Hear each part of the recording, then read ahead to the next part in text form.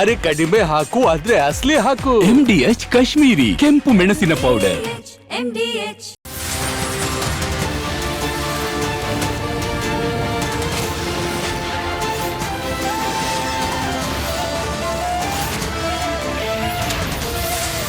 ನೀವು ನೋಡ್ತಾ ಇದ್ದೀರಾ ರಿಪಬ್ಲಿಕ್ ಕನ್ನಡ, ಇದು ನಿಮ್ಮ ಧ್ವನಿ.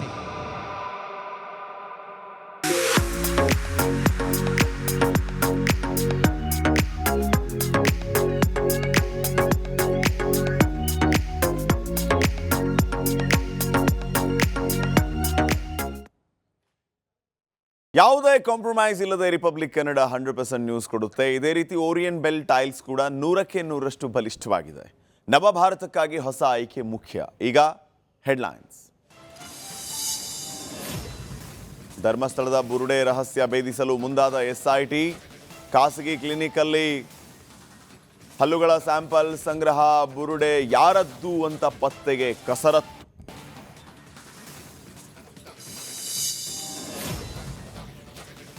GBNಲ್ಲೂ ಅಧಿಪತ್ಯ ಸ್ಥಾಪನೆಗೆ DKಶಿ ರಣತಂತ್ರ. ಮುಸ್ಲಿಂ ಓಲೈಕೆ ಜೊತೆ ಸಾಫ್ಟ್ ಹಿಂದುತ್ವದ ಮಂತ್ರ. ಎಲ್ಲ ಸಮುದಾಯಕ್ಕೂ ಗಾಳ ಹಾಕಲು ಸಲಹೆ.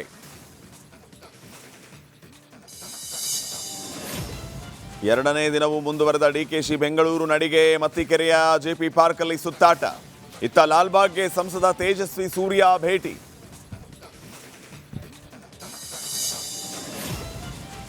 ಮಳೆ ಆದರೆ ಇಡೀ ಏರಿಯಾ ಜಲಾವೃತ. ವರ್ಷದಲ್ಲಿ 3 ತಿಂಗಳಷ್ಟೇ ಮನೆ ವಾಸ ಯೋಗ್ಯ. ಬೆಂಗಳೂರಿನ ವೆಂಕಟೇಶ್ವರ ನಗರ ಜನರ ಗೋಳಿಗೆ ಇಲ್ಲ ಪರಿಹಾರ.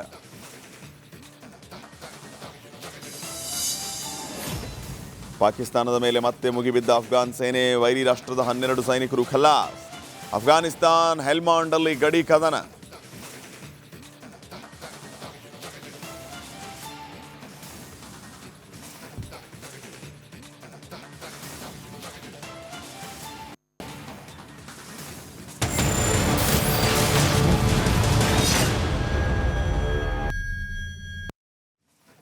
ನಮಸ್ಕಾರ, ಬಿಗ್ ಮಾರ್ನಿಂಗ್ಗೆ ಸ್ವಾಗತ. ನಾನು ಶ್ರೀಪಾದ್ ಪಾಟೀಲ್.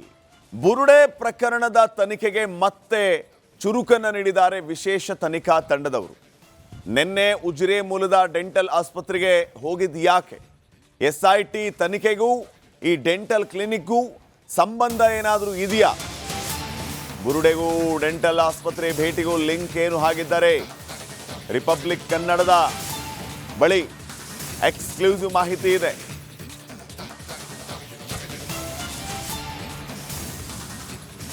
ಬುರುಡೆಗೂ ಡೆಂಟಲ್ ಆಸ್ಪತ್ರೆ ಭೇಟಿಗೂ ಲಿಂಕ್ ಏನು? ಈ ರೀತಿಯ ಪ್ರಶ್ನೆಗಳು ಈಗ ಮೂಡ್ತಾ ಇದೆ. SIT ಅಂತೂ ತನಿಖೆಯನ್ನು ಚುರುಗೊಳಿಸಿದೆ. ಈ ಡೆಂಟಲ್ ಕ್ಲಿನಿಕ್ಗೂ SIT ತನಿಖೆಗೂ ಏನಾದರೂ ಸಂಬಂಧ ಇದೆಯಾ? ಬುರುಡೆಗೂ ಡೆಂಟಲ್ ಆಸ್ಪತ್ರೆ ಭೇಟಿಗೂ ಸಂಬಂಧ ಇದೆಯಾ?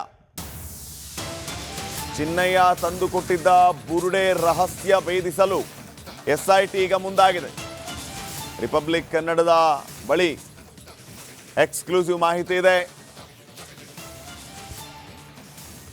ಚಿನ್ನಯ್ಯ ತಂದುಕೊಟ್ಟಿದ್ದ ತಲೆ ಬುರುಡೆ ಬಗ್ಗೆ ವರದಿಯನ್ನ ಕೊಟ್ಟಿತ್ತು FSL. ತಲೆ ಬುರುಡೆ ಪುರುಷನದ್ದು ಅನ್ನೋದನ್ನ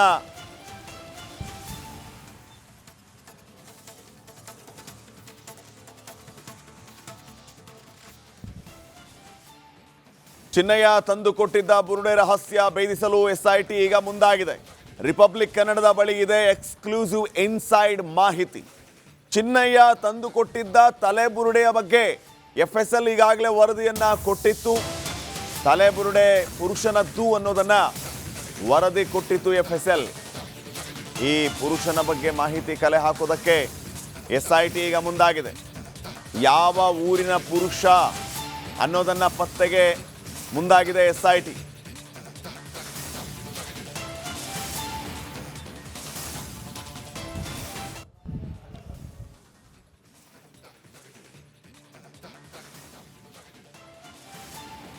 ನೋಡಿ, ಬುರುಡೆ ಕೇಸನ್ನು ಭೇದಿಸಲು ನಿನ್ನೆ ಡೆಂಟಲ್ ಕ್ಲಿನಿಕ್ಗೆ SIT ಭೇಟಿಯನ್ನು ನೀಡಿತ್ತು.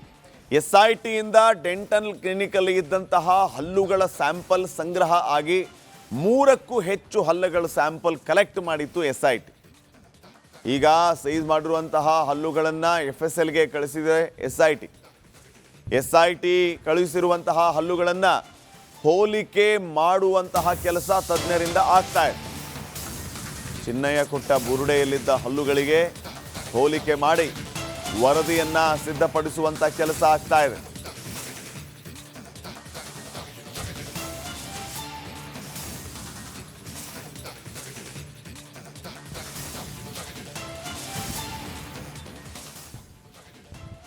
ಸೊ SIT ತನಿಖೆಯಲ್ಲಿ ಬುರುಡೆ ಗ್ಯಾಂಗ್ನ ಷಡ್ಯಂತ್ರ ಒಂದೊಂದಾಗೆ ಬಯಲಾಗ್ತಾ ಇದೆ.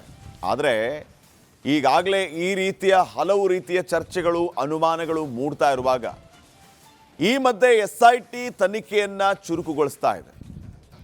ತನಿಖೆಯ ಭಾಗವಾಗಿ ಎಲ್ಲೆಲ್ಲಿ ಭೇಟಿಯನ್ನ ಕೊಡಬೇಕು, ಯಾರಿಂದ ಮಾಹಿತಿಯನ್ನ ಸಂಗ್ರಹಿಸಬೇಕು, ಇವೆಲ್ಲವೂ ಕೂಡ ಈಗ ಒಂದೊಂದೇ ಆಚೆ ಬರ್ತಾ ಇದೆ. ಅದರಲ್ಲೂ ಈ ತಿಮರೋಡಿ ಗ್ಯಾಂಗ್ ನಿನ್ನೆ ಬೆಳ್ತಂಗಡಿಯ SIT ಅಧಿಕಾರಿಗಳಿಗೆ ಮತ್ತೊಂದು ದೂರನ್ನು ನೀಡಿದ್ದಾರೆ. ಆ ದೂರಿನಲ್ಲಿ ಏನಿದೆ, ಏನು ದೂರನ್ನು ಕೊಟ್ಟಿದ್ದಾರೆ ಅನ್ನುವಂತಹ ಪ್ರಶ್ನೆ ಸಹಜವಾಗಿ ಮೂಡುತ್ತೆ. ಈ ವರದಿಯನ್ನು ನೋಡಿ ಗೊತ್ತಾಗುತ್ತೆ.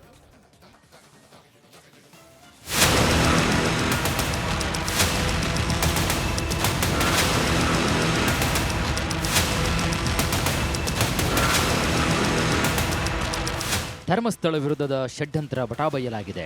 ಶ್ರೀ ಕ್ಷೇತ್ರದ ವಿರುದ್ಧ ಬುರುಡೆ ಕತೆ ಕಟ್ಟಿದಂತಹ ಚಿನ್ನಯ್ಯ ಜೈಲು ಪಾಲಾಗಿದ್ದಾನೆ. ಮ್ಯಾಜಿಕ್ ಅಜ್ಜಿ ಸುಜಾತಾ ಭಟ್ ಕ್ಷಮೆಯಾಚಿಸಿ ಬುರುಡೆ ಗ್ಯಾಂಗ್ನಿಂದ ದೂರ ಸರಿದಿದ್ದಾರೆ. ಇದೀಗ ಸೌಜನ್ಯ ಹೋರಾಟಗಾರರು ಮತ್ತೆ SIT ಮೊರೆ ಹೋಗಿದ್ದಾರೆ. SITಗೆ ಸೌಜನ್ಯ ಹೋರಾಟಗಾರರಿಂದ ದೂರು. ಪ್ರತ್ಯೇಕ FIR ದಾಖಲಿಸುವಂತೆ SITಗೆ ಮನವಿ.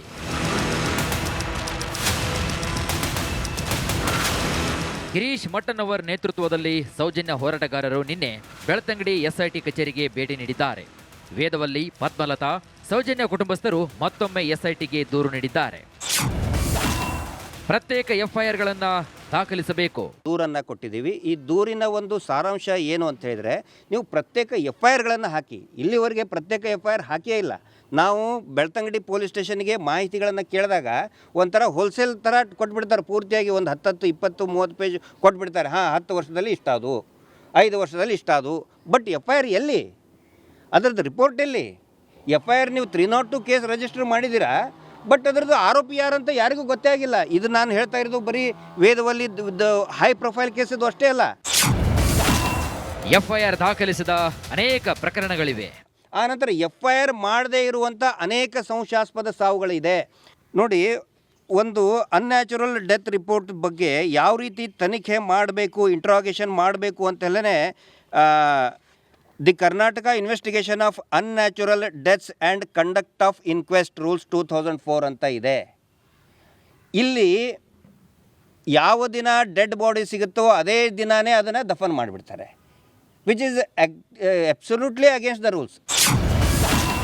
ಚಿನ್ನಯ್ಯ ಉಲ್ಟಾ ಹೊಡೆದ ಹಿಂದೆ ಷಡ್ಯಂತ್ರವಿದೆ. ಹೌದು, ನಮಗೂ ಅನಿಸುತ್ತೆ ಷಡ್ಯಂತ್ರ ಇದೆ. ನೋಡಿ, ನಿರಂತರವಾಗಿ ಅವನು 2 ವರ್ಷದಿಂದ ಹೌದು ನಾನು ಹೂತು ಹಾಕಿದ್ದೇನೆ ಅಂತಂದು ಹೇಳಿದ್ದಾನೆ. ಆನಂತರ ಆ ಕೋರ್ಟಲ್ಲಿ ಬಂದು ಸ್ಟೇಟ್ಮೆಂಟ್ ಕೊಟ್ಟಿದ್ದಾನೆ. 183 ನ್ಯಾಯಾಧೀಶರ ಮುಂದೆ ಸ್ಟೇಟ್ಮೆಂಟ್ ಕೊಟ್ಟಿದ್ದಾನೆ. 161 ಸ್ಟೇಟ್ಮೆಂಟ್ ಕೊಟ್ಟಿದ್ದಾನೆ. ಆಮೇಲೆ ಸ್ಥಳದಲ್ಲಿ ಹೋಗಿ ಹೇಳಿದ್ದಾನೆ ಹೌದು ಇಂಥಲ್ಲೇನೆ ಹೂತಿದ್ದು ಅಂಥೇಳಿ. ಸಡನ್ನಾಗಿ ಅವನು ಹಿಂಜರಿತಾನಂತ ಹೇಳಿದರೆ ಖಂಡಿತ ಅವನ್ನ ಸುಳ್ಳು ಹೇಳಿಸೋದಕ್ಕೆ ಖಂಡಿತವಾಗಿ ಒಂದು ಷಡ್ಯಂತ್ರ ಇದೆ. ಈ ಮಾಸ್ಕ್ ಮ್ಯಾನ್ ಚಿನ್ನಯ್ಯನಿಗೆ ಆಶ್ರಯ ಕೊಟ್ಟಿದ್ದೆ ಈ ಬುರುಡೆ ಗ್ಯಾಂಗ್. ಊಟ, ಉಪಚಾರ, ವಕೀಲರ ನೇಮಕ ಎಲ್ಲವನ್ನು ಕೂಡ ನೋಡಿಕೊಂಡಿದ್ದು ಇದೇ ಬಿ ಗ್ಯಾಂಗ್. ಆದರೆ ಈಗ ಚಿನ್ನಯ್ಯ ಉಲ್ಟಾ ಹೊಡಿತಾ ಇದ್ದಂತೆ ಇದರ ಹಿಂದೆ ಷಡ್ಯಂತ್ರ ಇದೆ ಅಂತ ಗಿರೀಶ್ ಮಟ್ಟನವರ್ ಹೇಳ್ತಿರೋದನ್ನ ಕೇಳಿದ್ರೆ ನಿಜಕ್ಕೂ ಆಶ್ಚರ್ಯವೇ ಆಗುತ್ತೆ.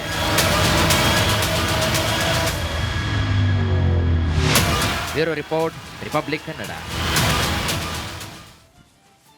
ಈ ಬಗ್ಗೆ ಇನ್ನಷ್ಟು ಮಾಹಿತಿಯನ್ನ ಕೊಡೋದಕ್ಕೆ ನಮ್ಮ ಪ್ರತಿನಿಧಿ ದಿನೇಶ್ ಈಗ ನೇರ ಸಂಪರ್ಕದಲ್ಲಿ ಜಾಯ್ನ್ ಆಗಿದ್ದಾರೆ. ದಿನೇಶ್, ಗಮನಿಸ್ತಾ ಇದ್ದೀವಿ ಷಡ್ಯಂತ್ರ ಮಾಡೋರ ಅಸಲಿ ಆಟಗಳು ಒಂದೊಂದೇ ಬಯಲಾಗ್ತಾ ಇರುವಾಗ ಈಗ ಮಾಸ್ಕ್ ಮ್ಯಾನ್ನ ವಿರುದ್ಧ ಇವರೇ ಹಲವು ಆರೋಪಗಳನ್ನು ಮಾಡ್ತಾ ಇದ್ದಾರೆ.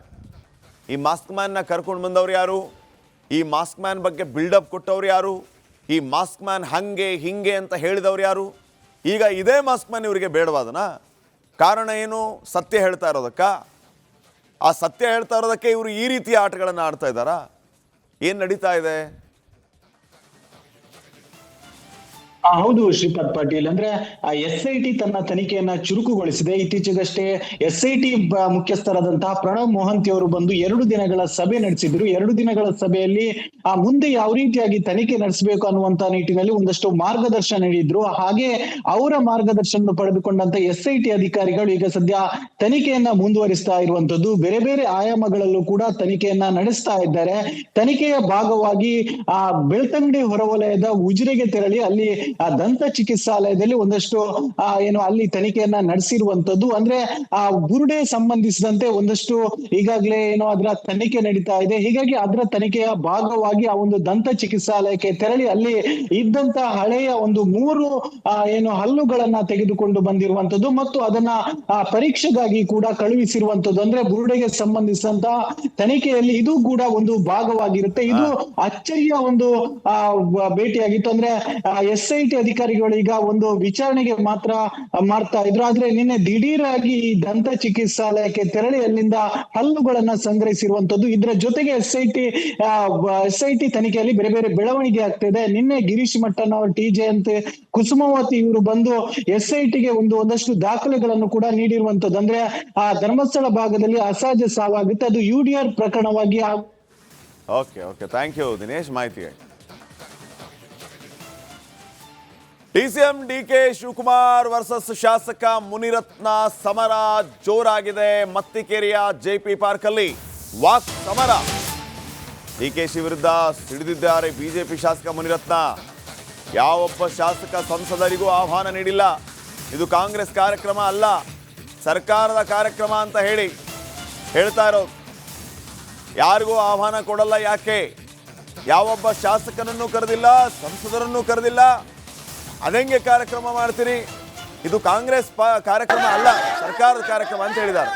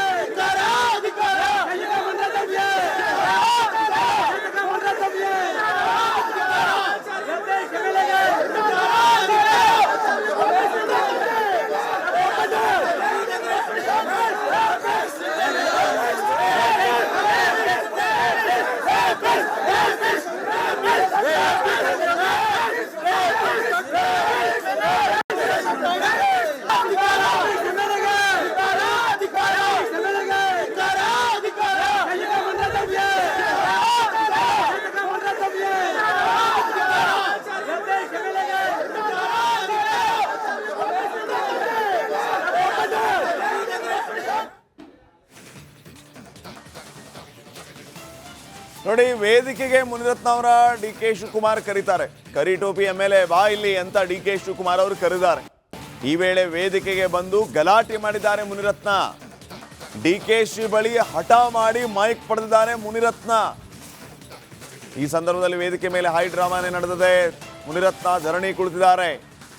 DCM ಅವರು ಮುನಿರತ್ನ ಅವ್ರನ್ನ ಸ್ಟೇಜ್ಗೆ ಕರೆದ್ರು. ಕರಿ ಟೋಪಿ MLA ಬಾ ಇಲ್ಲಿ ಅಂತ ಕರೆದ್ರು DK ಶಿವಕುಮಾರ್. ಈ ವೇಳೆ ವೇದಿಕೆಗೆ ಬಂದ ಗಲಾಟೆ ಮಾಡಿದ ಮುನಿರತ್ನ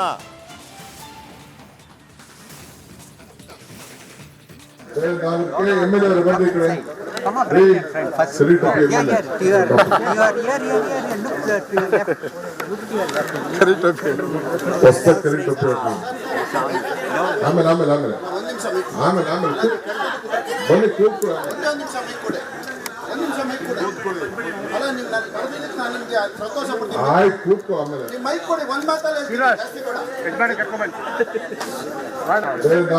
ಎಮ್ ಎಲ್ ಎ ಅವರು ಬಂದು ಈ ಕಡೆ ರೀ, ಸರಿ ಟೋಪಿ ಎಮ್ ಎಲ್ ಎ. ಕರಿ ಟೋಪಿ ಹೊಸ ಕರಿ ಟೋಪಿ ಆಮೇಲೆ ಆಮೇಲೆ ಆಮೇಲೆ ಒಂದು ನಿಮಿಷ ಮೈಕ್ ಆಮೇಲೆ ಆಮೇಲೆ ಬನ್ನಿ ಕೂತ್ಕೋ ಒಂದೇ ಒಂದು ನಿಮಿಷ ಮೈಕ್ ಕೊಡಿ, ಒಂದು ನಿಮಿಷ ಮೈಕ್ ಕೊಡಿ.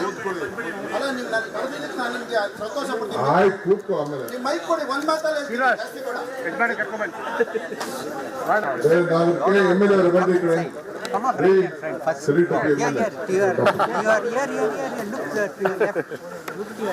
ಕರಿ ಟೋಪಿ ಹೊಸ ಕರಿ ಟೋಪಿ ಇಡೀ ಬೆಂಗಳೂರು ಹಾಳಾಗೋಗಿದೆ ರೀ.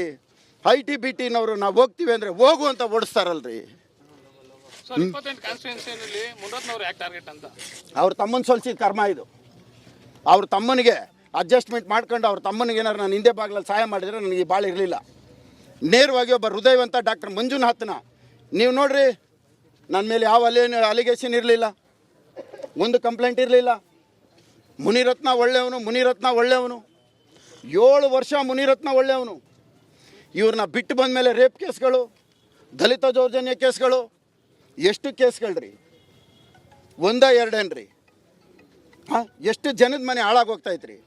ಜಾರಕಿಹೊಳಿ ಕುಟುಂಬ ಇರ್ಬೋದು, ರಾಜಣ್ಣನ ಕುಟುಂಬ ಇರ್ಬೋದು, ನಾನು ಇರ್ಬೋದು, ರೇವಣ್ಣಂದು ಇರ್ಬೋದು, ಎಷ್ಟು 1-2 ರೀ, ಎಷ್ಟು ಮನೆ ರೀ ಹಾಳು ಮಾಡ್ತಾ ಇರೋದು. ಅವ್ರಿಗೂ ಸಂಸಾರ ಇದೆ ಅಲ್ಲೇನ್ರಿ? ಇಲ್ಲೇನು ಯಾರು ಸಣ್ಣ ಹುಡುಗರಲ್ವೇನ್ರಿ? ಮೊಮ್ಮಕ್ಕಳಿದ್ದಾರೆ, ಮಕ್ಳಿಗೆ ಮದುವೆ ಮಾಡಿದ್ದಾರೆ, ಮೊಮ್ಮಕ್ಳಿಗೆ ಮದುವೆ ಮಾಡೋ ವಯಸ್ಸಿದೆ. ಇವತ್ತು ನನಗೆ ನನ್ನ ಮೊಮ್ಮಕ್ಕಳು ಇವಾಗ 15 ವರ್ಷ ರೀ. ನನ್ನ ಮೇಲೆ ರೇಪ್ ಕೇಸ್ ಹಾಕ್ಸ್ತಾರೆ ರೀ ಕರ್ಕೊಂಬಂದು. ಏನ್ರಿ ಇವೆಲ್ಲ ಕರ್ಮ ಅಲ್ವೇನ್ರಿ?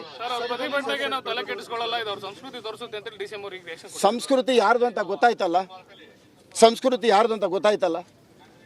ಒಬ್ಬ MLAಗೆ ಟೋಪಿ ಏನ್ರಿ ಸಂಸ್ಕೃತಿ ಇದು? ಯಾರ್ದು ಸಂಸ್ಕೃತಿ ಸರ್? ಈಗ ಒಂದು ತಿಳ್ಕೊಳ್ಳಿ, ಪಾಪ ಪೊಲೀಸವ್ರು ಏನು ಮಾಡ್ತಾರೆ? ಪೊಲೀಸ್ ಚೇರ್ ಇವತ್ತು ಸೇಲ್ಗಿಟ್ಟವ್ರಿ. ಯಾರು ಹೈಯೆಸ್ಟ್ ಬಿಡ್ ಮಾಡ್ತಾರೋ ಅವ್ರಿಗೆ ಇಲ್ಲಿ ಚೇರ್ ಕಾಯ್ಕೊಂಡಿದೆ. ಬಿಡ್ ಮಾಡೋರು ಸಿಕ್ಕಬೇಕು. ಏನು ಮಾಡ್ತಾರೆ ಪಾಪ? ಪೊಲೀಸವ್ರದ್ದು ಏನು ತಪ್ಪಿದೆ? ಬಿಡ್ಡಿಂಗ್ ನಡೀತಾ ಇದೆ, ಒಂದೊಂದು ಸ್ಟೇಷನು ಬಿಡ್ಡಿಂಗ್ ನಡೀತಾ ಇದೆ. ಆ ವ್ಯಾಪಾರಕ್ಕೆ ಇನ್ನೂ ಯಾರು ಸೂಟ್ ಆಗ್ತಾ ಇಲ್ಲ, ಆ ಸೂಟ್ ಆಗಿದ ತಕ್ಷಣ ಚೇಂಜ್ ಮಾಡೋದು ಎಲ್ಲ 2 ವರ್ಷ. ಪಾಪ ಅವ್ರು ಏನು ಮಾಡ್ತಾರೆ?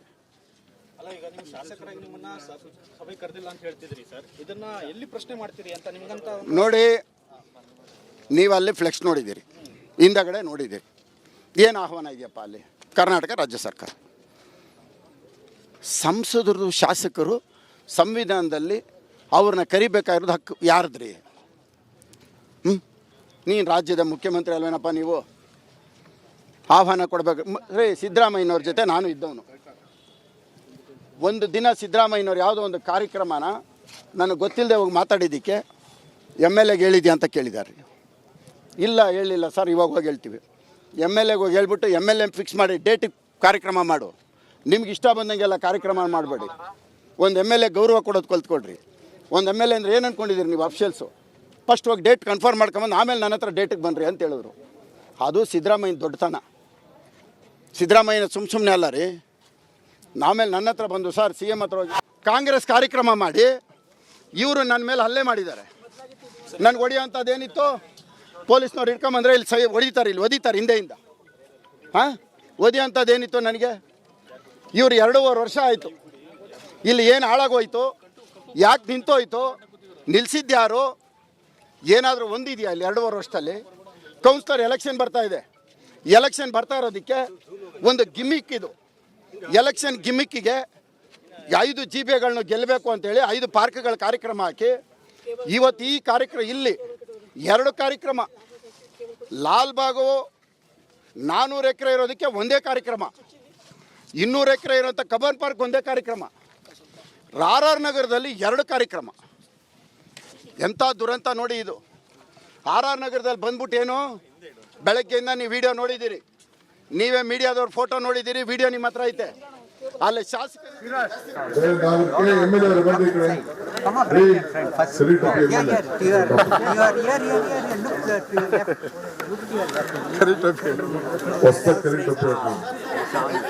ಆಮೇಲೆ ಆಮೇಲೆ ಬನ್ನಿ ಕೂತ್ಕೊಳ್ಳಿ. ಒಂದು ನಿಮಿಷ ಮೈಕ್ ಕೊಡಿ. ಅಲ್ಲ ನೀವು ನಾನು ಕರೆದಿದ್ದಕ್ಕೆ ನಾನು ನಿಮಗೆ ಸಂತೋಷ ಪಡ್ತೀನಿ. ಆಯ್ತು ಕೂತ್ಕೋ. ಆಮೇಲೆ ನೀವು ಮೈಕ್ ಕೊಡಿ, ಒಂದು ಮಾತಲ್ಲಿ ಜಾಸ್ತಿ ಕೊಡ. ಎಲ್ಲ ಮತದಾರ ದೇವರುಗಳೇ, ನಿಮ್ಮೆಲ್ರಿಗೂ ನಮಸ್ಕಾರ. ಈ ಕಾರ್ಯಕ್ರಮಕ್ಕೆ ನನಗೆ ಆಹ್ವಾನ ಇಲ್ಲ, ಆದರೂ ಈ ಬೆಂಗಳೂರಿನ ನಗರದ ಒಬ್ಬ ಪ್ರಜೆಯಾಗಿ ನಾನು ಇವತ್ತು ಬಂದು ನಿಮ್ಮ ಜೊತೆ ನಾನು ಕೂತ್ಕೊಳ್ತೀನಿ, ಎಲ್ಲರ ಜೊತೆ.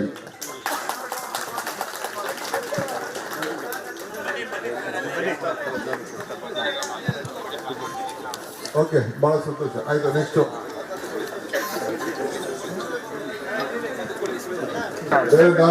MLA ಅವರು ಬಂದು ಈ ಕಡೆ ಸರಿ ಟೋಪಿ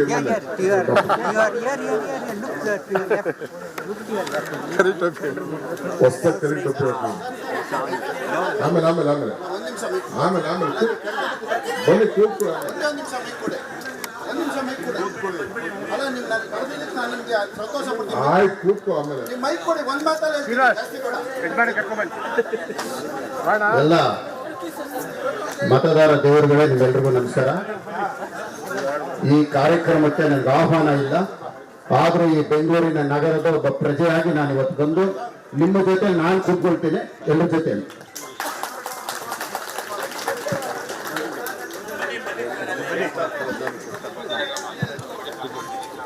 ಓಕೆ, ಬಹಳ ಸಂತೋಷ. ಆಯ್ತು, ನೆಕ್ಸ್ಟ್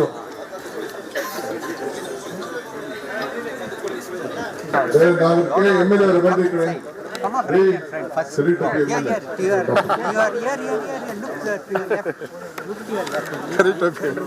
ಹೊಸ ಕರಿ ಟೋಪಿ ಆಮೇಲೆ ಬನ್ನಿ ಕೂತ್ಕೊಳ್ಳಿ. ಒಂದು ನಿಮಿಷ ಮೈಕ್ ಕೊಡಿ. ಅಲ್ಲ ನೀವು ನಾನು ಕರೆದಿದ್ದಕ್ಕೆ ನಾನು ನಿಮಗೆ ಸಂತೋಷ ಪಡ್ತೀನಿ. ಆಯ್ತು ಕೂತ್ಕೋ. ಆಮೇಲೆ ನೀವು ಮೈಕ್ ಕೊಡಿ, ಒಂದು ಮಾತಲ್ಲಿ ಜಾಸ್ತಿ ಕೊಡ. ಎಲ್ಲ ಮತದಾರ ದೇವರುಗಳೇ, ನಿಮ್ಮೆಲ್ರಿಗೂ ನಮಸ್ಕಾರ. ಈ ಕಾರ್ಯಕ್ರಮಕ್ಕೆ ನನಗೆ ಆಹ್ವಾನ ಇಲ್ಲ, ಆದರೂ ಈ ಬೆಂಗಳೂರಿನ ನಗರದ ಒಬ್ಬ ಪ್ರಜೆಯಾಗಿ ನಾನು ಇವತ್ತು ಬಂದು ನಿಮ್ಮ ಜೊತೆ ನಾನು ಕೂತ್ಕೊಳ್ತೀನಿ, ಎಲ್ಲರ ಜೊತೆ.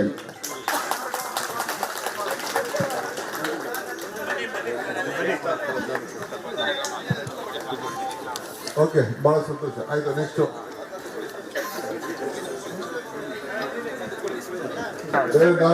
MLA ಅವರು ಬಂದು ಈ ಕಡೆ ಸರಿ ಟೋಪಿ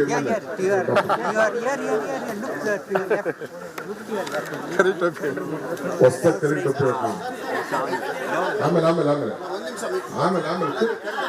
ಬನ್ನಿ ಕೂತ್ಕೊಳ್ಳಿ. ಒಂದು ನಿಮಿಷ ಮೈಕ್ ಕೊಡಿ. ಅಲ್ಲ ನೀವು ನಾನು ಕರೆದಿದ್ದಕ್ಕೆ ನಾನು ನಿಮಗೆ ಸಂತೋಷ ಪಡ್ತೀನಿ. ಆಯ್ತು ಕೂತ್ಕೋ. ಆಮೇಲೆ ನೀವು ಮೈಕ್ ಕೊಡಿ, ಒಂದು ಮಾತಲ್ಲಿ ಜಾಸ್ತಿ ಕೊಡ. ಎಲ್ಲ ಮತದಾರ ದೇವರುಗಳೇ, ನಿಮ್ಮೆಲ್ರಿಗೂ ನಮಸ್ಕಾರ. ಈ ಕಾರ್ಯಕ್ರಮಕ್ಕೆ ನನಗೆ ಆಹ್ವಾನ ಇಲ್ಲ, ಆದರೂ ಈ ಬೆಂಗಳೂರಿನ ನಗರದ ಒಬ್ಬ ಪ್ರಜೆಯಾಗಿ ನಾನು ಇವತ್ತು ಬಂದು ನಿಮ್ಮ ಜೊತೆ ನಾನು ಕೂತ್ಕೊಂಡು. ತಾವು ಗಮನಿಸ್ತಾ ಇದ್ರಿ, JP ಪಾರ್ಕ್ ಅಲ್ಲಿ Congress BJP high drama. Rapist Munirathna ಅಂತ ಕಾಂಗ್ರೆಸ್ ಕಾರ್ಯಕರ್ತರು ಧಿಕ್ಕಾರ ಕೂಗಿದ್ದಾರೆ.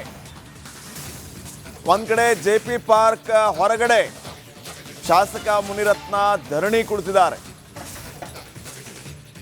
ಮುನಿರತ್ನ ಮೇಲೆ ಹಲ್ಲೆ ಮಾಡಲಾಗಿದೆ ಅಂತ ಆರೋಪ. ವೇದಿಕೆಯಿಂದ ಮುನಿರತ್ನ ಅವರನ್ನ ಎಳೆದೊಯ್ದಿದ್ದಾರೆ ಪೊಲೀಸರು. ಧಿಕ್ಕಾರ ಕೂಗಿ ಹೊರಗೆ ಬಂದಿದ್ದಾರೆ ಶಾಸಕ ಮುನಿರತ್ನ ಅವರು.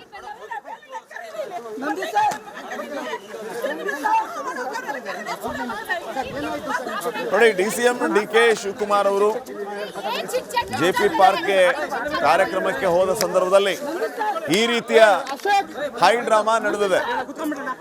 ಮುನಿರತ್ನ ಅವರನ್ನ ಕಾರ್ಯಕ್ರಮಕ್ಕೆ ಆಹ್ವಾನಿಸಿಲ್ಲ ಆ ಕ್ಷೇತ್ರದ ಶಾಸಕರು ಅಂತ ಹೇಳಿ ಅವರು ಅಸಮಾಧಾನವನ್ನು ವ್ಯಕ್ತಪಡಿಸಿದ್ದಾರೆ. ಶಾಸಕರು ನಮಗೆ ಆಹ್ವಾನ ಇಲ್ಲ ಅಂತ ಹೇಳಿದ್ದಾರೆ.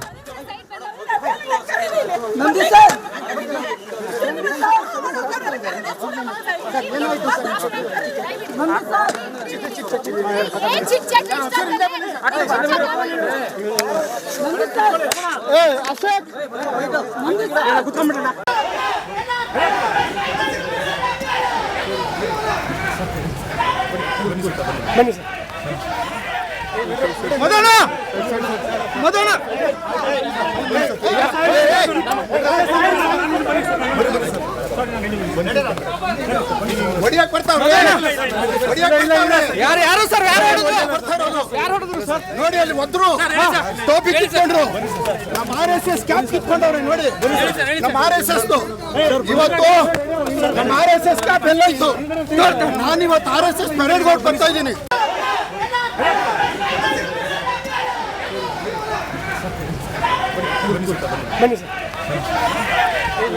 ಮದನ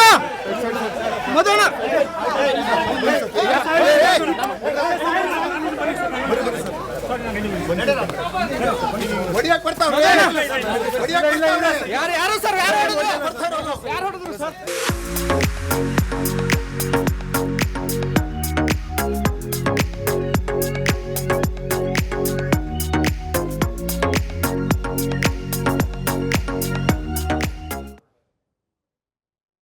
ಯಾವುದೇ ಕಾಂಪ್ರಮೈಸ್ ಇಲ್ಲದೆ ರಿಪಬ್ಲಿಕ್ ಕನ್ನಡ 100% ನ್ಯೂಸ್ ಕೊಡುತ್ತೆ. ಇದೇ ರೀತಿ ಓರಿಯಂಟ್ ಬೆಲ್ ಟೈಲ್ಸ್ ಕೂಡ 100ಕ್ಕೆ 100ರಷ್ಟು ಬಲಿಷ್ಠವಾಗಿದೆ. ನವ ಭಾರತಕ್ಕಾಗಿ ಹೊಸ ಆಯ್ಕೆ ಮುಖ್ಯ. ಈಗ ಮುಂದಿನ ಸುದ್ದಿಯನ್ನು ನೋಡೋಣ.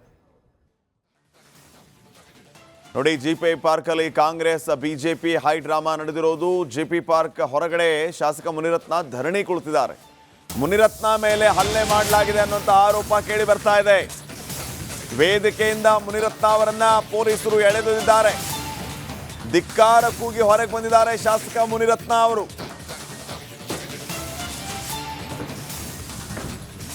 ಜೆಪಿ ಪಾರ್ಕ್ ಅಲ್ಲಿ ಹೈ ಡ್ರಾಮಾನೇ ನಡೆದು ಹೋಗಿದೆ. Congress versus BJP high drama create ಆಗಿದೆ. ಜೆಪಿ ಪಾರ್ಕ್ ಹೊರಗಡೆ ಧರಣಿ ಕುಳಿತಿದ್ದಾರೆ ಶಾಸಕ ಮುನಿರತ್ನ ಅವರು. ಮುನಿರತ್ನ ಅವರ ಮೇಲೆ ಹಲ್ಲೆ ಮಾಡಲಾಗಿದೆ ಅನ್ನುವಂತ ಆರೋಪ ಕೇಳಿ ಬಂದಿದೆ. ವೇದಿಕೆಯಿಂದ ಮುನಿರತ್ನ ಅವರನ್ನ ಪೊಲೀಸರು ಎಳೆದೊಯ್ದಿದ್ದಾರೆ. ನೋಡಿ, ಆ ದೃಶ್ಯಗಳನ್ನು ಗಮನಿಸ್ತಾ ಇದ್ದೀರಿ. ಧಿಕ್ಕಾರ ಕೂಗಿ ಹೊರಗೆ ಬಂದಿದ್ದಾರೆ ಶಾಸಕ ಮುನಿರತ್ನ ಅವರು.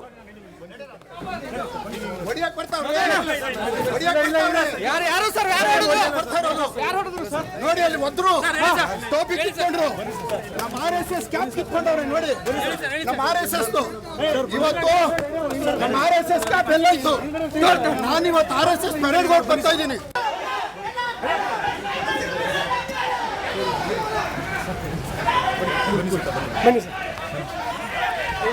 ಮದನ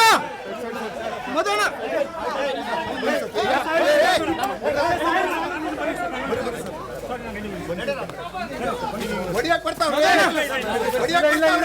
ಯಾರು ಸರ್ ಯಾರು ಹೊಡೆದ್ರು ಸರ್? ನೋಡಿ ಅಲ್ಲಿ ಒದ್ರು ಟೋಪಿ ಕಿತ್ಕೊಂಡ್ರು. ನಮ್ಮ RSS ಕ್ಯಾಪ್ ಕಿತ್ಕೊಂಡವ್ರೆ ನೋಡಿ. ನಮ್ಮ RSS ಇವತ್ತು ನಮ್ಮ RSS ಕ್ಯಾಪ್ ಎಲ್ಲ ಇತ್ತು. ನಾನು ಇವತ್ತು RSS ಪರೇಡ್ ಗೋಡ್ ಬರ್ತಾ ಇದ್ದೀನಿ.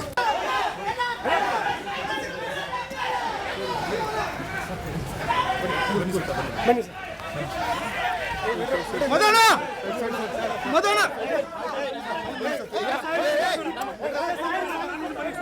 ಈ ಬಗ್ಗೆ ಇನ್ನಷ್ಟು ಮಾಹಿತಿಯನ್ನ ಕೊಡ್ತಾರೆ ನಮ್ಮ ಪ್ರತಿನಿಧಿ ಬಸವರಾಜ್. ಈಗ ನೇರ ಸಂಪರ್ಕದಲ್ಲಿ ಜಾಯ್ನ್ ಆಗಿದ್ದಾರೆ. ಬಸವರಾಜ್, ಗಮನಿಸ್ತಾ ಇದ್ದೀವಿ, ಮುನಿರತ್ನ ಅವರ ವಿರುದ್ಧ ಅಲ್ಲಿ ಹಲ್ಲೆ ಆಯಿತು ಅನ್ನುವಂಥ ಆರೋಪ ಕೇಳಿ ಬರ್ತಾ ಇದೆ. ಪೊಲೀಸರು ಎಳೆದೊಯ್ದ್ರು ಅನ್ನುವಂಥ ವಿಚಾರ ಗೊತ್ತಾಗ್ತಾ ಇದೆ. ಅವರು ಪ್ರತಿಭಟನೆಗೂ ಕೂಡ ಕೂತಿದ್ದಾರೆ. ಏನು ನಡೀತು, ಅಸಲಿಗೆ ಏನಾಯಿತು ಅಂತ?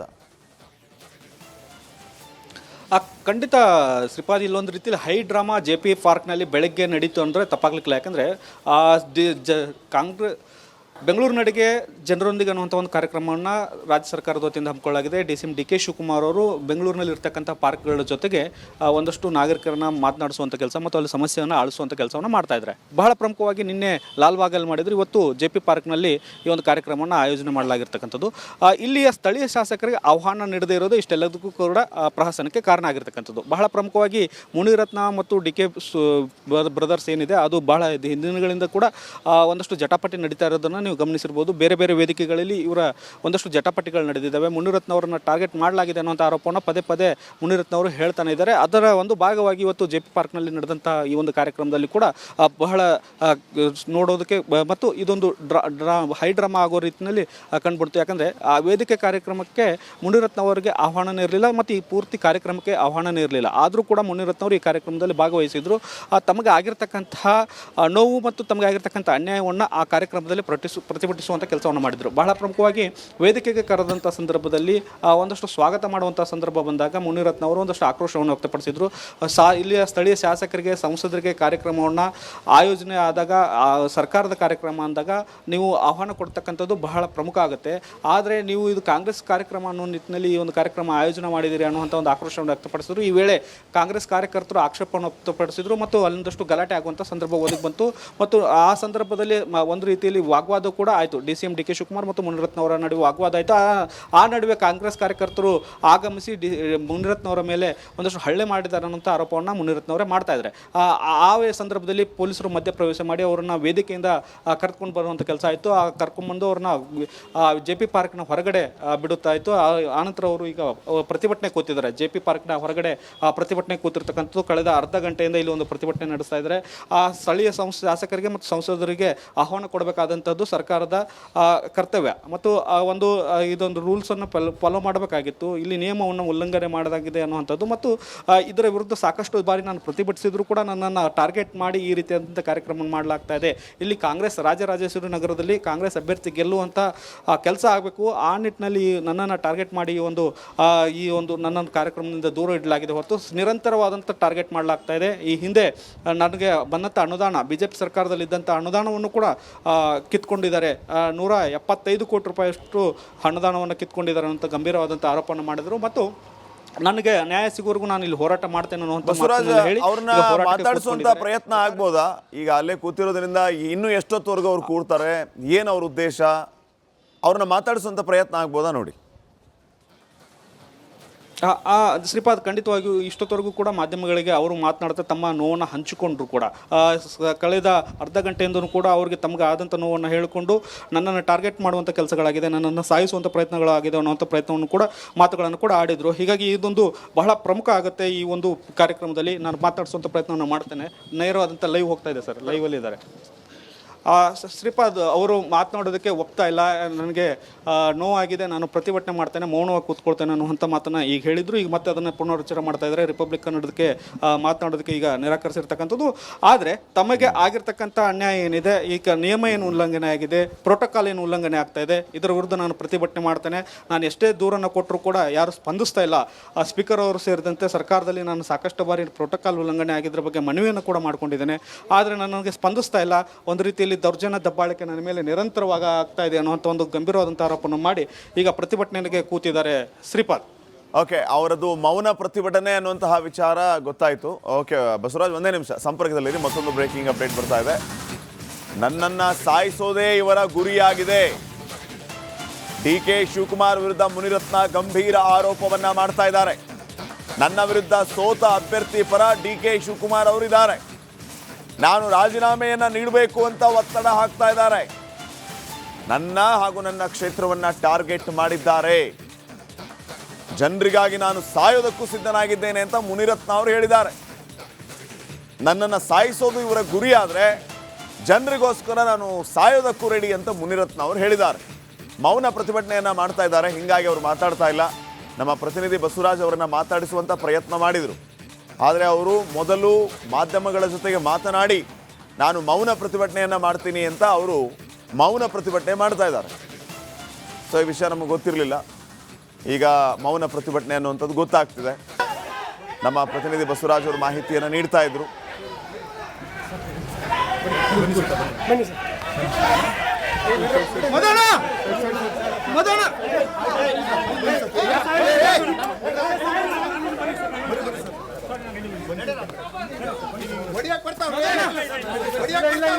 ಯಾರು ಸರ್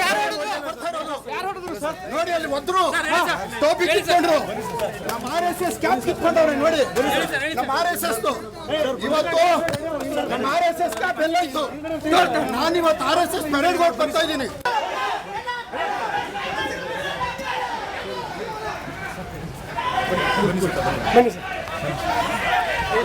ಮದನ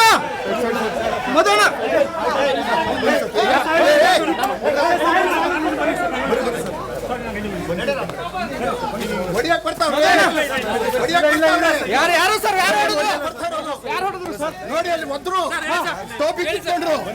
ನಮ್ಮ RSS ಕ್ಯಾಪ್ ಕಿತ್ಕೊಂಡವ್ರೆ ನೋಡಿ.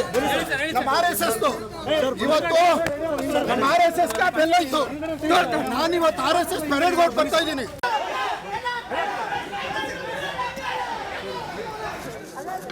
ಮುನಿರತ್ನ ರಾಜೀನಾಮೆ ಕೊಡಬೇಕು, ಅವ್ರ ಜೊತೆ ಪಾದಯಾತ್ರೆ ಮಾಡಿದವ್ರು MLA ಆಗಬೇಕು, ಇಷ್ಟೇ ಅವ್ರ ಅಜೆಂಡಾ.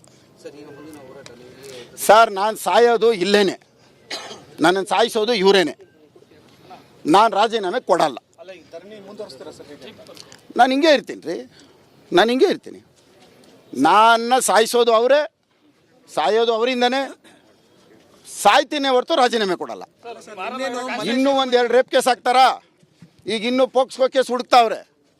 ಪಾಪ ಯಾರೋ ಹೆಣ್ಮಗಳು ಹುಡುಕ್ತಾವ್ರೆ, ಯಾರು ಹುಡ್ಕೊಂಬತ್ತಾರೋ ಗೊತ್ತಿಲ್ಲ, ಅವ್ರ ಮನೆ ಹಾಳು ಮಾಡ್ತಾರೆ. ಮುನಿರತ್ನ ರಾಜೀನಾಮೆ ಕೊಡಬೇಕು, ಅವ್ರ ಜೊತೆ ಪಾದಯಾತ್ರೆ ಮಾಡಿದವ್ರು MLA ಆಗಬೇಕು, ಇಷ್ಟೇ ಅವ್ರ ಅಜೆಂಡಾ. ಸರ್, ನಾನು ಸಾಯೋದು ಇಲ್ಲೇನೆ, ನನ್ನನ್ನು ಸಾಯಿಸೋದು ಇವರೇನೆ. ನಾನು ರಾಜೀನಾಮೆ ಕೊಡಲ್ಲ. ನಾನು ಹಿಂಗೆ ಇರ್ತೀನಿ ರೀ.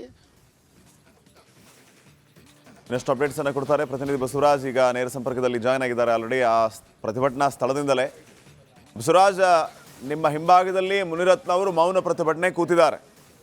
ಇನ್ನೊಂದು ವಿಚಾರವನ್ನು ಅವರು ಹೇಳ್ತಾ ಇದ್ರು, ನನ್ನನ್ನು ಹೊಡಿತಾ ಇದ್ದಾರೆ, ನನ್ನನ್ನು ಬಡಿತಿದ್ದಾರೆ, ನನ್ನನ್ನು ಒದ್ರು, ನನ್ನನ್ನು RSS ಟೋಪಿಯನ್ನು ಕಿತ್ಕೊಂಡ್ರು ಅಂತ ಹೇಳಿ. ಇವೆಲ್ಲವನ್ನ ಗಮನಿಸಿದಾಗ ಒಬ್ಬ ಶಾಸಕನಿಗೆ ಸೇಫ್ಟಿ ಇಲ್ವಾ ಅನ್ನುವಂಥ ಪ್ರಶ್ನೆ ಮೂಡುತ್ತೆ. ಅದು ಹೇಗೆ ಅಷ್ಟು ಈಸಿಯಾಗಿ ಬಂದು ಶಾಸಕನ ಮೇಲೆ ಅಟ್ಯಾಕ್ ಮಾಡಿಬಿಡ್ತಾರೆ? ಅಲ್ಲಿ ಆ ಪೊಲೀಸರು ಅಷ್ಟೊಂದು ಜನ ಇದ್ದಾರೆ, ಅವ್ರು ಏನು ಮಾಡ್ತಾ ಇದ್ರು? ಹಾಗಿದ್ರೆ ಅವ್ರು ಹೇಳೋದು ನಿಜಾನೇ ಆದರೆ ಒಬ್ಬ ಶಾಸಕರಿಗೂ ಕೂಡ ಸೇಫ್ಟಿ ಇಲ್ಲ ಅಂತಂದರೆ ಜನಸಾಮಾನ್ಯರಿಗೆ ಯಾವ ರೀತಿ ಸೇಫ್ಟಿ ಸಿಗುತ್ತೆ? ಖಂಡಿತ ಶ್ರೀಪಾದ್, ಇವತ್ತಿನ ಕಾರ್ಯಕ್ರಮನ ನೋಡಿದಾಗ ಹಾಗೆ ಅನಿಸ್ತು. ಯಾಕಂದ್ರೆ ವೇದಿಕೆ ಕಾರ್ಯಕ್ರಮದಲ್ಲಿ ಅವರ ಪ್ರತಿಭಟಿಸೋದು ಹಕ್ಕಿದೆ. ಯಾಕಂದ್ರೆ ಶಾಸಕರಾಗಿ ಪ್ರೋಟೋಕಾಲ್ ಅನ್ನ ನೀವು ಕೊಟ್ಟಿಲ್ಲ ಅಂದಾಗ ಅವರು ಅದೇ ವೇದಿಕೆ ಮೇಲೆ ಪ್ರತಿಭಟಿಸುವ ಹಕ್ಕಿದೆ. ನನಗೆ ಅನ್ಯಾಯ ಆಗಿದೆ, ನನ್ನ ಹೆಸರನ್ನ ಯಾಕೆ ತೆಗೆದುಕೊಂಡಿಲ್ಲ, ಯಾಕೆ ನನಗೆ ಆಹ್ವಾನ ಇಲ್ಲ ಅನ್ನೋಂಥ ಪ್ರತಿಭಟಿಸುವ ಹಕ್ಕಿದೆ. ಅದಕ್ಕೆ ಸರ್ಕಾರ ಉತ್ತರ ಕೊಡಬೇಕಾಗುತ್ತೆ. ಆದರೆ ಕಾಂಗ್ರೆಸ್ ಕಾರ್ಯಕರ್ತರು ಇಲ್ಲಿ ಆಕ್ಷೇಪವನ್ನು ವ್ಯಕ್ತಪಡಿಸಿದ್ರು, ಶಾಸಕರ ವಿರುದ್ಧ ಒಂದಷ್ಟು ಧಿಕ್ಕಾರಗಳನ್ನು ಕೂಗಿದ್ರು, ಅವ್ರನ್ನ ನಿಂದನೆ ಮಾಡಿದ್ರು. ಆ ವೇಳೆ ಮಧ್ಯಪ್ರವೇಶ ಮಾಡಿದಂಥವ್ರು ಪೊಲೀಸರು. ಅದರ ಜೊತೆಗೆ ಆ ಕಾರ್ಯಕರ್ತರು ಕೂಡ ಅವ್ರನ್ನ ಹಲ್ಲೆ ಮಾಡೋಕ್ಕೆ ಮುಂದಾದ್ರು. ಈ ಒಂದು ಸಂದರ್ಭದಲ್ಲಿ ಸಾಕಷ್ಟು ವಾಗ್ವಾದಗಳಾಯಿತು, ಜಟಾಪಟಿ ಆಯಿತು. ಈ ಒಂದು ಸಂದರ್ಭದಲ್ಲಿ ಶಾಸಕರನ್ನ ತಳ್ಳಾಟ ನೌಕಾಟ ಆಯಿತು. ಯಾಕಂದರೆ ಅವರು ಗಣವೇಶದಲ್ಲಿದ್ದಾರೆ.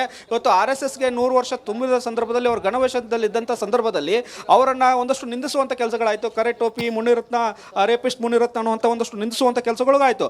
ಒಬ್ಬ ಶಾಸಕರು ತಮಗೆ ಹಕ್ಕಿದೆ, ಅವರು ನನ್ನನ್ನು ಯಾಕೆ ಕಾರ್ಯಕ್ರಮಕ್ಕೆ ಆಹ್ವಾನ ಮಾಡಿಲ್ಲ ಅನ್ನುವಂಥದ್ದು ಅವರು ಸರ್ಕಾರವನ್ನು ಪ್ರಶ್ನೆ ಮಾಡ್ತಿದ್ದಂಥ ಸಂದರ್ಭದಲ್ಲಿ ಕಾಂಗ್ರೆಸ್ ಕಾರ್ಯಕರ್ತರು ಇದಕ್ಕೆ ಯಾಕೆ ಆಕ್ಷೇಪ ವ್ಯಕ್ತಪಡಿಸಿದ್ರು ಅನ್ನೋಂಥದ್ದು ಬಹಳ ಪ್ರಮುಖ ಪ್ರಶ್ನೆ ಆಗುತ್ತೆ. ಯಾಕಂದರೆ ಅದಕ್ಕೆ ಉತ್ತರ ಕೊಡಬೇಕಾಗಿರ್ತಕ್ಕಂಥವ್ರು DCM ಇರಬೇಕಂತವ್ರು ಮತ್ತು ಅಧಿಕಾರಿಗಳು. ಯಾಕಂದರೆ ಆ ಸ್ಥಳೀಯ ಮಟ್ಟದ ಕಾರ್ಯಕ್ರಮಗಳನ್ನು ಈ ಹಿಂದೆ ಇಂತಹ ಕಾರ್ಯಕ್ರಮಗಳು ಆದಾಗ ಆ ಸ್ಥಳೀಯ ಶಾಸಕರನ್ನ ಕಡೆಗಣಿಸಿದ್ದೇ ಆದಲ್ಲಿ, ಅವರಿಗೆ ಅಗೌರವ ತೋರಿಸಿದ್ದೇ ಆದಲ್ಲಿ ಸಾಕಷ್ಟು ಪ್ರಕರಣಗಳು ಹಕ್ಕು ಬಾಧ್ಯತಾ ಸಮಿತಿಗೆ ಹೋಗಿ ಅವರಿಗೆ ಕ್ಷಮೆ ಕೇಳುವಂಥ ಕೆಲಸಗಳು ಕೂಡ ಆಗಿದ್ದಾವೆ. ಹಾಗಿದ್ದು ಕೂಡ ಆ ಶಾಸಕರು ತಮ್ಮ ಆ ಕಾರ್ಯಕ್ರಮಕ್ಕೆ ಆಗಮಿಸಿ ಅವರು ಹಿಂದಿನ ಸಾಲಿನಲ್ಲಿ ಕೂತ್ಕೊಂಡಿದ್ರು ಸಾರ್ವಜನಿಕರ ಜೊತೆ.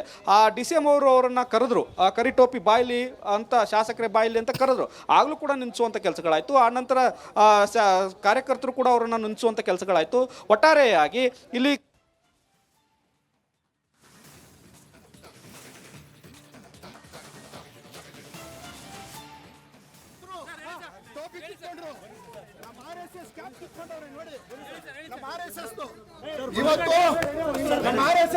ಮತ್ತೆ ಸಂಪರ್ಕಿಸುವ ಪ್ರಯತ್ನವನ್ನ ಮಾಡ್ತೇವೆ.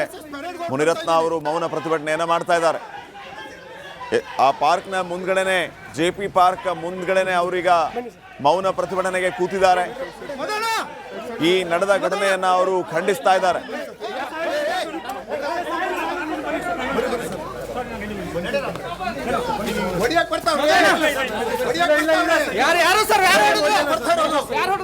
ನೋಡಿ ಅಲ್ಲಿ ಒದ್ರು ಟೋಪಿ ಕಿತ್ಕೊಂಡ್ರು. ನಮ್ಮ RSS ಕ್ಯಾಪ್ ಕಿತ್ಕೊಂಡವ್ರೆ ನೋಡಿ. ನಮ್ಮ RSS ಇವತ್ತು ನಮ್ಮ RSS ಕ್ಯಾಪ್ ಎಲ್ಲೋಯ್ತು? ನಾನು ಇವತ್ತು RSS ಪರೇಡ್ ಗೆ ಬರ್ತಾ ಇದ್ದೀನಿ.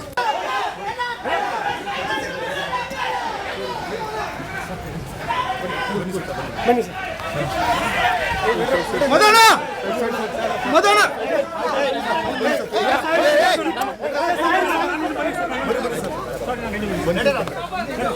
ಹೊಡಿಯಕ್ ಬರ್ತಾವ್ರೆ. ನೋಡಿ ಅಲ್ಲಿ ಒದ್ರು ಟೋಪಿ ಕಿತ್ಕೊಂಡ್ರು. ನಮ್ಮ RSS ಕ್ಯಾಪ್ ಕಿತ್ಕೊಂಡವ್ರೆ ನೋಡಿ. ನಮ್ಮ RSS ಇವತ್ತು ನಮ್ಮ RSS ಕ್ಯಾಪ್ ಎಲ್ಲೋಯ್ತು? ನಾನು ಇವತ್ತು RSS ಪರೇಡ್ ಗೆ ಬರ್ತಾ ಇದ್ದೀನಿ.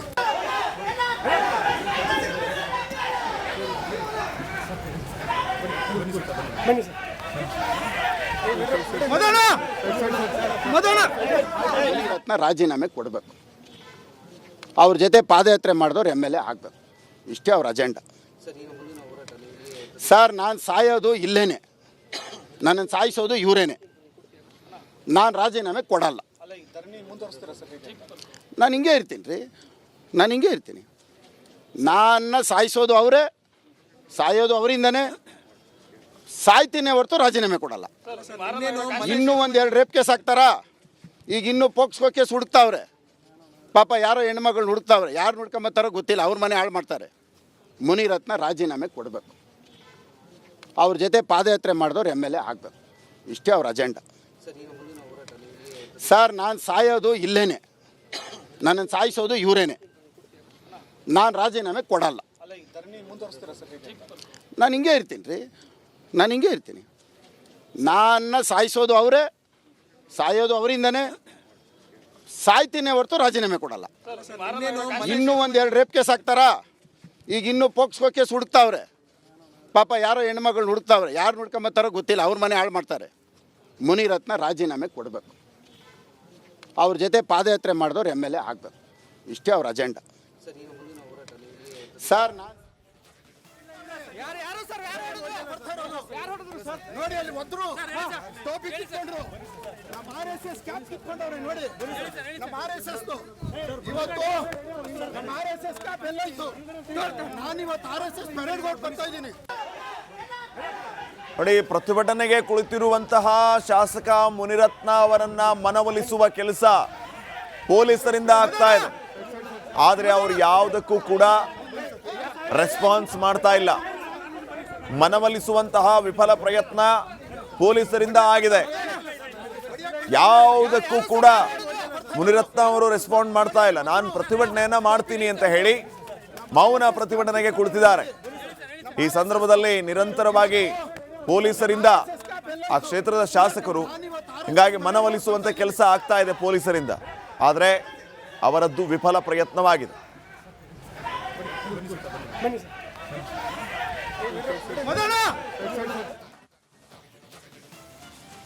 ಇನ್ನು ಹಾಲ್ನಾಯಕನಹಳ್ಳಿ ಕೆರೆ ಕೂಡಿ ಬಿದ್ದು ಅವಾಂತರ ಸೃಷ್ಟಿಯಾಗಿರೋದು. ಕೆರೆಯಿಂದ ರಭಸವಾಗಿ ಹರಿತಾ ಇದೆ ನೀರು.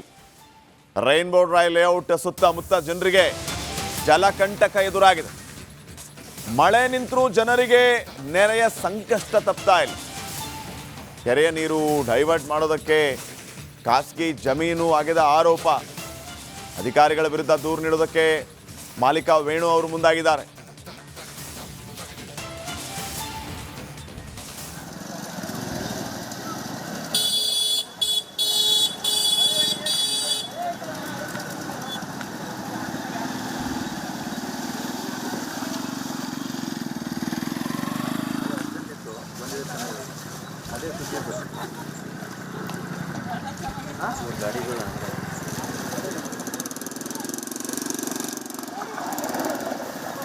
ರಾಜಧಾನಿ ಬೆಂಗಳೂರಿನ ಸರ್ಜಾಪುರ ರಸ್ತೆಯಲ್ಲಿರುವಂತಹ ರೈನ್ಬೋ ಲೇಔಟ್ನಲ್ಲಿ ಮಳೆ ಸುರಿದು ಯಾವೆಲ್ಲ ರೀತಿಯಾಗಿ ಅವಾಂತರ ಆಯಿತು ಅಂತ ನಾವು ವರದಿಯನ್ನು ಮಾಡಿದ್ವಿ. ಈಗ ವರದಿಯ ಬೆನ್ನತ್ತಿ ನಾವೀಗ ಬಂದಿರುವಂಥದ್ದು ಹಾಲನಾಯಕನಹಳ್ಳಿ ಕೆರೆ.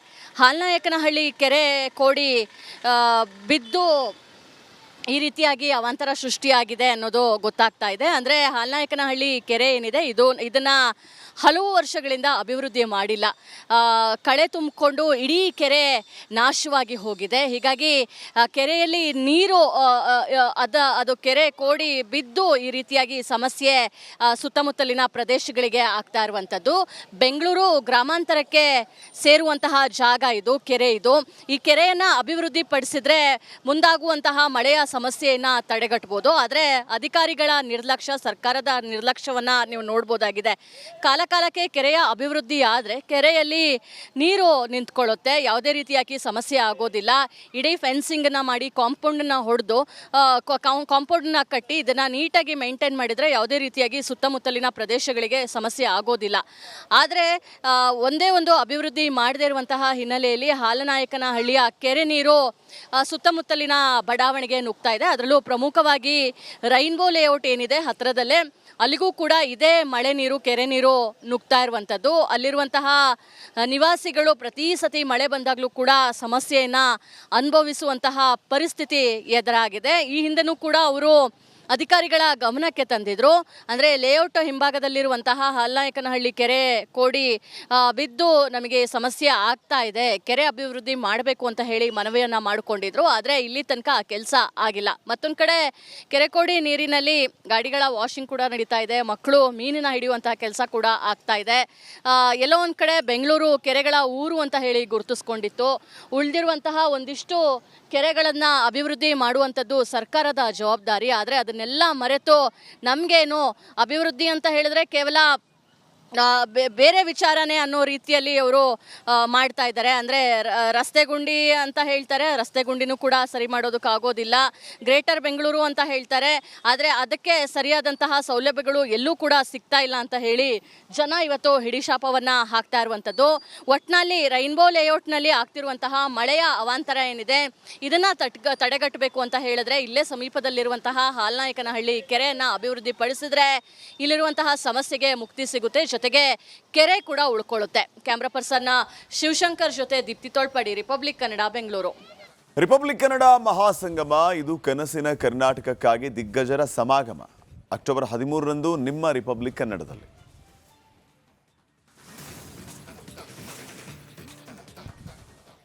ಇದು ಬ್ರ್ಯಾಂಡ್ ಬೆಂಗಳೂರಿನ ಕರಾಳ ಕಥೆ, ಸಿಲಿಕಾನ್ ಸಿಟಿಯ ಶಾಪಗ್ರಸ್ತರ ಕಣ್ಣೀರಿನ ಕಹಾನಿ. ತಲೆ ಮೇಲೆ ಸೂರಿದ್ರೂ ಕೂಡ ನೆಮ್ಮದಿಯ ಭಾಗ್ಯ ಇಲ್ಲ. ಮಳೆ ಬಂದರೆ ಸಾಕು, ಈ ಏರಿಯಾ ಜನ ಭಾರಿ ಸಮಸ್ಯೆಗಳನ್ನು ಎದುರಿಸ್ತಾರೆ. ಹೀಗಾಗಿ ಮಳೆ ಅಂದ್ರೇ ಸಾಕು ಈ ಏರಿಯಾ ಜನ ಬೆಚ್ಚಿ ಬೀಳ್ತಾರೆ. ರಿಪಬ್ಲಿಕ್ ಕನ್ನಡ ಇವರ ಕರಾಳ ಸತ್ಯವನ್ನು ನಿಮ್ಮ ಮುಂದೆ ಇಡ್ತಾ ಇದೆ. ಏನೆಲ್ಲ ಸಮಸ್ಯೆಗಳನ್ನು ಎದುರಿಸ್ತಾ ಇದ್ದಾರೆ, ಏನೆಲ್ಲ ತೊಂದರೆ ಆಗ್ತಾ ಇದೆ ನೋಡ್ತಾ ಹೋಗೋಣ.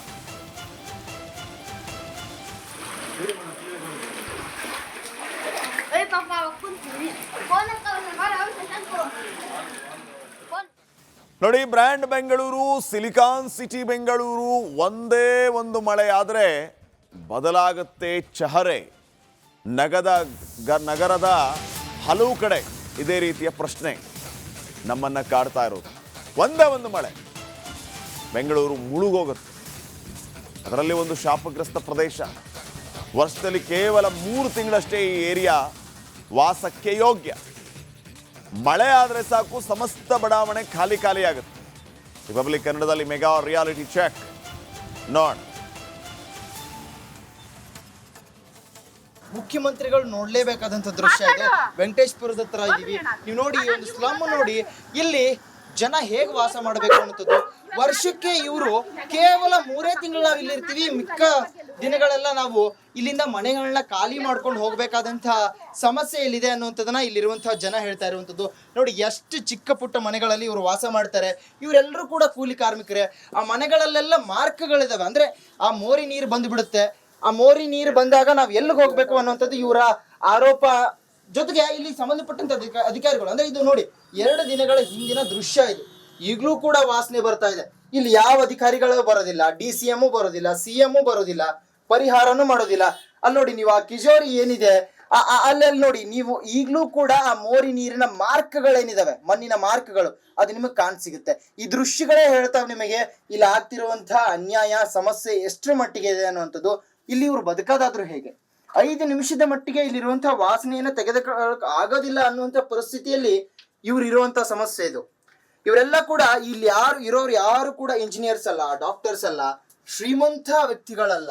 ಇವರೆಲ್ಲರೂ ಕೂಡ ಕೂಲಿ ಕೆಲಸ ಮಾಡಿಕೊಂಡು ದಿನನಿತ್ಯ ಇವರು ಕೂಲಿ ಹೋದ್ರೆ ತಾನೇ ಇವರ ಮನೆ ನಡೆಯೋದು. ಅಂತಹ ಪರಿಸ್ಥಿತಿಯಲ್ಲಿರುವಂತಹ ಜನರಿವರು. ಇವ್ರಿಗೆ ಬೇಕಾಗಿರೋದಿಷ್ಟೇ ಇಲ್ಲಿನ ಸಮಸ್ಯೆನ ಬಗೆಹರಿಸ್ಕೊಡಿ ಅನ್ನುವಂಥದ್ದು. ಸಂಬಂಧಪಟ್ಟಂತ ಅಧಿಕಾರಿಗಳಿಗೆ ಮನವಿ ಕೂಡ ಮಾಡ್ಕೊಳ್ತಾರೆ. ವೋಟ್ ಹಾಕೋದಕ್ಕೆ ಬಂದಾಗ ಗಂಟು ಕಟ್ಟಿಕೋ ಲವಂಗ, ಹಸಿರು ಏಲಕ್ಕಿಯಿಂದ ತುಂಬಿದ MDH D+ ಮಸಾಲೆ.